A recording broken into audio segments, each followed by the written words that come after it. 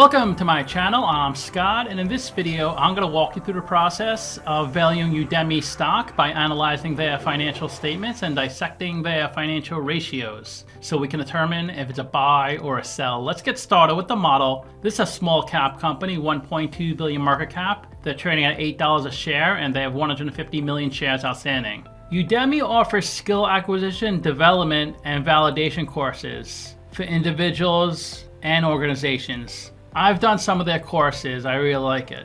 Let's look at their financials. The way you value a company is you estimate the free cash flows into the future and then you discount those numbers back to today's value. That's what we're doing in this video. And free cash flow is cash flow from operations minus capital expenditures. They had negative free cash flow from 2021 through 2023, but hallelujah, positive in the trailing 12 months, their first positive. Margins a little low, but those will grow as time goes on. 5% free cash flow margin. Net income is the profit or loss on the income statement. It's revenue minus expenses. That's negative every single year. Revenue is the sales for the company, and that goes up each year from 500 million to 760 million. It's a pretty good revenue growth. We estimated 4 years of future free cash flows. We also estimated the terminal value of total cash flows past year 4, that's 1.9 billion. We discounted those numbers back to today using the weighted average cost of capital. We get a value of the company of $1.6 billion. We divide that by 156 million shares. And we get a calculated stock price at $10. They're trading at $8, so they're trading at a 24% discount. It's a buy according to the model. Do you think it's a buy or a sell? Let me know in the comments.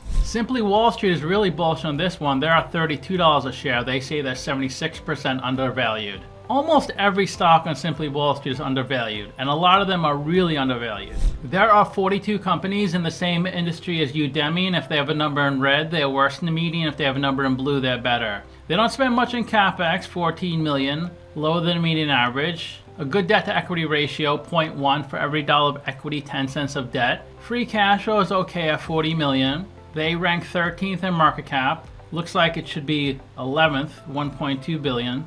All their price multiples are worse than the median, also worse than the average. Their revenue is 765 million, and they haven't been public for 5 years, so we can't look at their 5-year annual revenue growth rate. Here's their latest income statement, the second quarter of 2024. Revenue is up. It was 178 million in the second quarter of 23, now it's 194 million.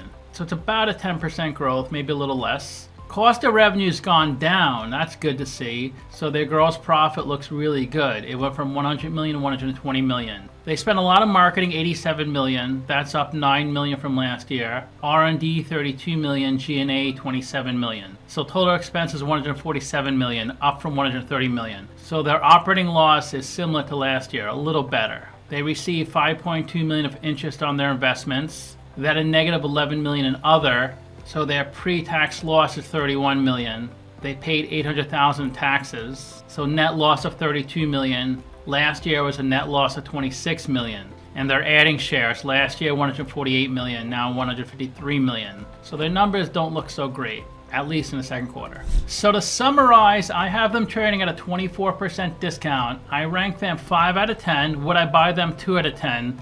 I like to see a little more improvement or possibly a big pullback because I think it's still overvalued, even though my model says it's undervalued because their price multiples don't look so great.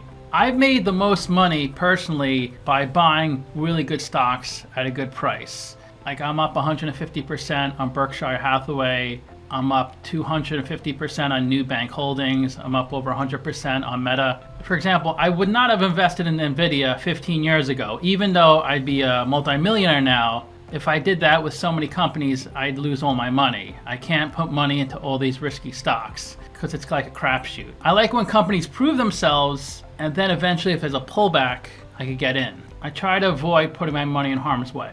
I give their financials 7 out of 10 because they are growing their revenue each year and they finally have positive free cash flow. So I think that's a big milestone. But if they don't grow the free cash flow, if it stays steady or goes back to negative, then their financials would be probably like a 3 or 4 out of 10. So let me know what you think. Give the video a like, subscribe, or comment below. If you'd like to get a custom valuation or just support the channel, you can become a member by clicking the link in the description below. Thanks for watching.